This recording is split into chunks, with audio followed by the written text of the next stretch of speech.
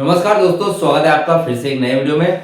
तो दोस्तों, मेरे सब्सक्राइबर के कुछ कमेंट आए हैं मेरे पास फिर से, और जिनके बारे में जो भी सवाल उन्होंने पूछे हैं उन सवालों के पूरा 100% सटीक जवाब देने की मैं पूरी कोशिश करूंगा। ठीक है, तो जो सवाल है सबसे पहले वो बता देता हूँ, क्योंकि देखिए फैमिली पेंशन के बारे में मुझे बहुत सारे सवाल आते हैं।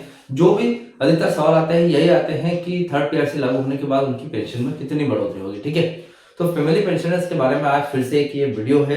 देखिए यहाँ फैमिली पेंशनर्स के बारे में पूछा गया है या फिर कुछ अदर भी पूछा गया है, पेंशनर्स के बारे में पूछा गया है, तो वो देख लेते हैं। ठीक है, यहाँ पर पहला कमेंट है, मई 2015 30 नवंबर को रिटायर हुआ था, बेसिक 10,395 रुपए थी। ठीक है, तो यहाँ पर मेरा थर्ड पीआरसी लागू होने के बाद कितना क्या बेनिफिट मिलेगा मेरे को वो बताइए। ठीक है, देखिए यहाँ पर जो भी नाम वगैरह है कमेंट में हाईलाइट हो रहे होंगे, मैं डायरेक्ट नाम लेकर नहीं बताऊंगा। ठीक है, दूसरा कमेंट है, नमस्ते सर जी, 2013 में वो रिटायर हुए हैं। ठीक है, जो भी सब्सक्राइबर है मेरे, और वो बोल रहे हैं कि पेंशन और फैमिली पेंशनर्स पर एक थर्ड पीआरसी का क्या प्रभाव पड़ेगा।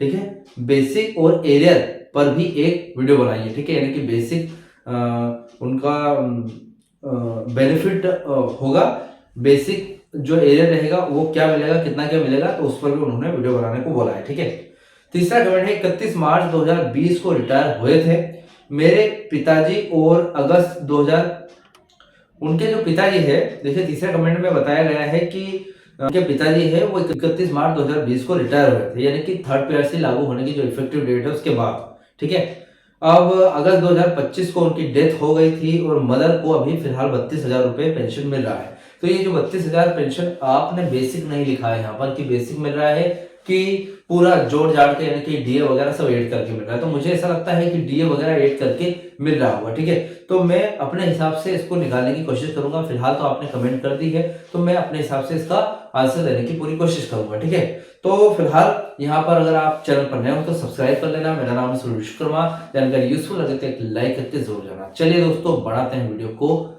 आगे।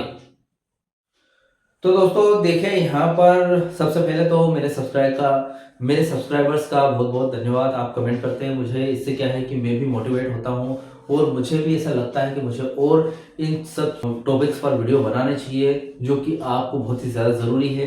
ठीक है, आप जो भी मुझे जानकारी देते हो, जो भी मुझे बताते हो, आप जो भी सवाल करते हो, मैं उसको पूरा अपने हिसाब से रिसर्च करके पूरी यहाँ पर जानकारी देने की पूरी कोशिश करता हूँ। ठीक है, तो फिलहाल जो भी आपने सवाल पूछे हैं, चलिए देखते हैं वीडियो में। यहाँ पर पहला सवाल है, 30 नवंबर 2015 को रिटायरमेंट हुई थी और बेसिक 10,395 रुपये था, उसके हिसाब से यहाँ पर आपको बताता हूँ। ठीक है, देखिए जवाब ये है कि अगर यह रिटायरमेंट पीएसयू से है, यानी कि बीएसएनएल कंपनी से है आप, तो यहाँ पर 2015 में रिटायर होने वाले कर्मचारियों के लिए सेकंड पीआरसी, देखिए जो 2015 में रिटायर होते हैं वो सेकंड पीआरसी के दायरे में आते हैं। ठीक है, अगर कैलकुलेशन के हिसाब से समझे तो थर्ड पीआरसी 1/1/2017 से प्रभावी मानी जाती है, यानी कि थर्ड पीआरसी भले आज 2026 चल रहा है, लेकिन लागू आज ही होगी, लेकिन इफेक्टिव डेट रहेगी 1/1/2017। ठीक है, अभी लागू होने पर 10,395 रुपए की बेसिक में लगभग 15 से 25% तक का फिटमेंट बेनिफिट मिलने की उम्मीद है।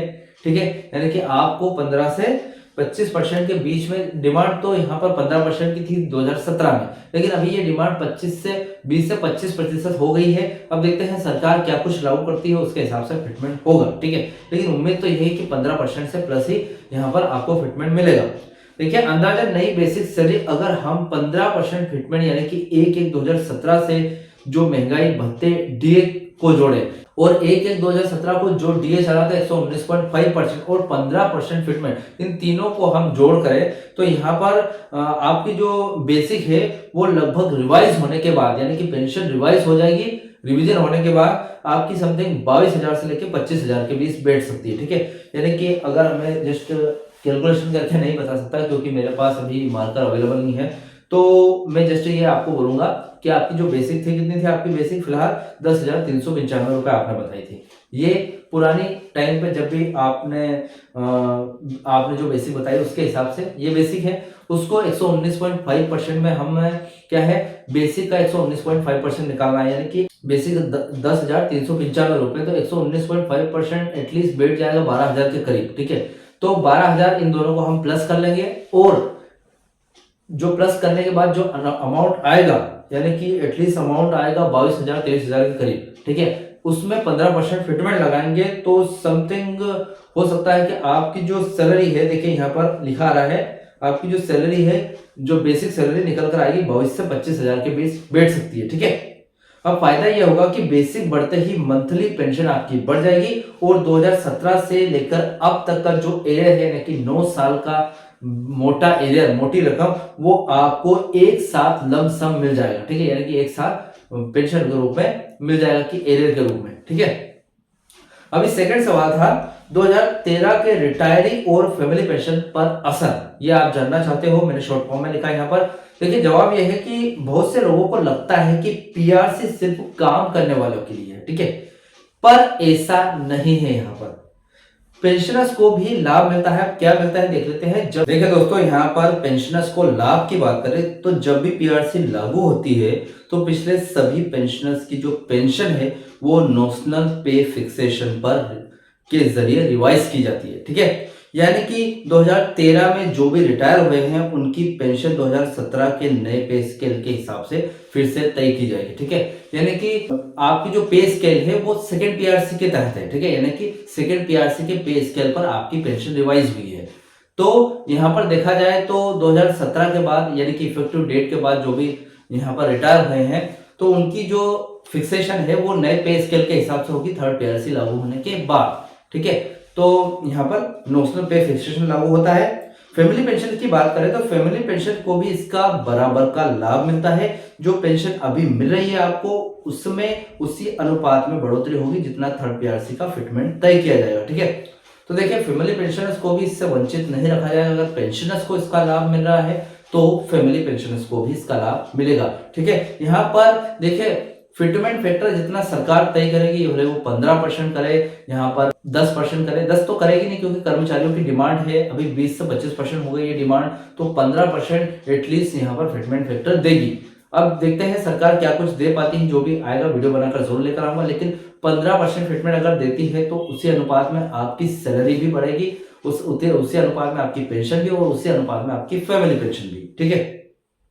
एरियर की बात करें तो उन्हें 1 जनवरी 2017 यानी कि आपको 1 जनवरी 2017 से लेके आज तक का पूरा बकाया मिलेगा, और वो जरूर मिलेगा क्योंकि थर्ड पीआरसी अगर इफेक्टिव डेट के हिसाब से लागू होगी तो एरियर भी आपका इफेक्टिव डेट के हिसाब से ही लागू होगा, ठीक है। यानी कि 9 साल का बकाया बहुत ज्यादा होता है, ठीक है। यानी कि 9 साल का ये बकाया नहीं है, या आपने काम कर दिया है उस बात की तनख्वाह है, ठीक है, जो अभी तक बढ़ जानी थी। अगर थर्ड पीआरसी 2017 में लागू हो जाती तो वो बढ़ जाती, लेकिन अभी तक नहीं बढ़ी, ठीक है, वो आपको नहीं मिली है तो वो एरियर के रूप में मिलेगी, एक तरह की खजाना है ये आपके लिए, ठीक है। देखिए तीसरा सवाल है, तो ये जो तीसरा सवाल है थोड़ा सा पेचीदा है। क्यों? क्योंकि देखिए आपने जो 32,000 मुझे पेंशन बताई है तो ये बेसिक पेंशन है आपकी, या ये जो आपकी माता जी को मिल रही है 32,000 रुपए, ये बेसिक पेंशन है या फिर सब कुछ जोड़ जाड़ के यानी कि आईटीआई वगैरह जो आज तक का मिल रहा है वो है, ठीक है। तो मैं इस बात को आपको पूरी तरीके से क्लियर जवाब नहीं दे पाऊंगा इस बात का, फिर भी मैं अपनी तरफ से ये मान लेता हूं कि ये 32,000 रुपए आपकी बेसिक पेंशन नहीं है। इसका हम पहले आधा करेंगे, उसके बाद यहाँ पर पूरा जवाब दूंगा आपको, ठीक है। क्योंकि 32,000 उस टाइम पर मिलना बहुत मुश्किल था मेरे हिसाब से, लेकिन अगर 32,000 है तो आप मुझे फिर से कमेंट कर दीजिएगा, ठीक है। लेकिन मैं अपने हिसाब से इसको बेसिक में पहले चेंज करूंगा, उसके बाद आपको यहाँ पर इंक्रीमेंट बताऊंगा कि कितना इंक्रीमेंट हुआ है, ठीक है। तो देखिए आपने सवाल पूछा था कि मार्च 2020 में रिटायरमेंट हुई थी, अगस्त 2025 में यहाँ पर डेथ हो गई थी, यानी कि थर्ड पीआरसी की इफेक्टिव डेट के बाद, ठीक है। और 32,000 अभी आपकी माताजी को फैमिली पेंशन के रूप में पेंशन मिल रही है, ठीक है। अभी मेरा जवाब ये है यहाँ पर कि देखिए ये थोड़ा सा मैंने पहले ही बता दिया आपको कि ये पेचीदा केस है, क्योंकि कर्मचारी की जो डेथ है वो हाल ही में हुई है, ठीक है। तो रिवीजन का लाभ मिलेगा यहाँ पर, कैसे मिलेगा? देखिए क्योंकि पिताजी 2020 में रिटायर हुए थे तो वे पहले ही थर्ड पीआरसी के समय 2017 के बाद सेवा में थे, ठीक है। यानी कि आपके जो पिताजी है 2020 में रिटायर हुए, और वो देखा जाए तो 2000 जो इफेक्टिव डेट है थर्ड पीआरसी की उसके बाद सेवा में थे, यानी कि काम किया था उन्होंने, ठीक है।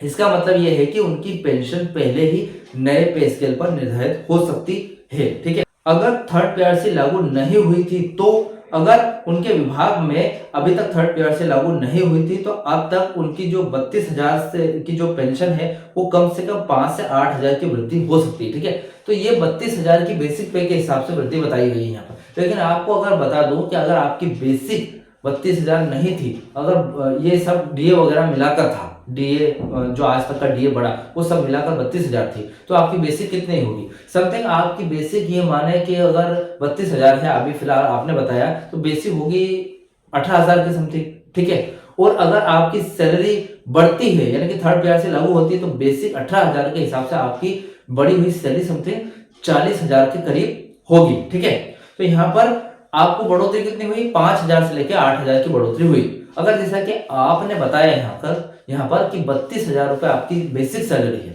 अगर जैसे आपने कोई लिखा नहीं, क्लियर नहीं किया मुझे, अगर हम मान लेते 32,000 आपने बेसिक सैलरी बताया तो उसके हिसाब से आपका इंक्रीमेंट समथिंग 60 से 65,000 हो जाएगा। ठीक है, थर्ड पीआरसी लागू होने के बाद, और बेसिक नहीं होगी तो 40,000 के समथिंग होगा। ठीक है, अभी माता जी को क्या मिलेगा यहाँ पर? अगस्त 2025 तक का पिताजी का एरियर, क्योंकि यहाँ पर उन्होंने क्या किया है, यहाँ पर उनका भी एरियर मिलेगा क्योंकि आप उनके नॉमिनी हैं, तो उनका एरियर आपको मिलेगा। उसके साथ साथ ही उनकी फैमिली पेंशन भी नए नियमों के हिसाब से बढ़ेगी।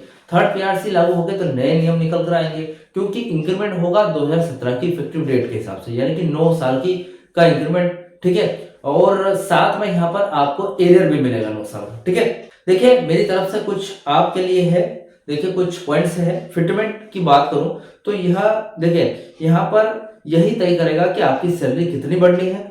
सरकार आमतौर पर इसको 15% फिटमेंट के आसपास इसके आसपास रख सकती है, तो भले वो 10% रखे या फिर 20% रखे या फिर 15, तो सरकार पर डिपेंड करता है। ठीक है, एरियर की बात करें तो यह 2017 से अब तक का एक तरीके से देख सकते हैं कि ये खजाना है आपके लिए, और ये खजाना थर्ड पीआरसी लागू होगी तो आपको जरूर मिलेगा। ठीक है, तो देखिए फिलहाल ये 3 कमेंट्स थे, और आई होप मेरी तरफ से सटीक जवाब देने की मैंने पूरी कोशिश की है। तीनों कमेंट्स में जो भी सवाल पूछे गए थे, आई होप आपको आपके जवाब मिल गए होंगे। लेकिन जो लास्ट वाला क्वेश्चन था जो आपने पूछा था 32,000, जो पूरी तरीके से आपने क्लियर नहीं किया था कि ये आपकी बेसिक है कि यहाँ पर ये आपका मतलब पूरा डीए वगैरह जोड़ के पूरा पेमेंट है। ठीक है, तो अगर आप क्लियर करते तो मैं उस हिसाब से आपको बता देता, लेकिन मैंने आपसे अपने हिसाब से इसको पूरा बताने की कोशिश की है।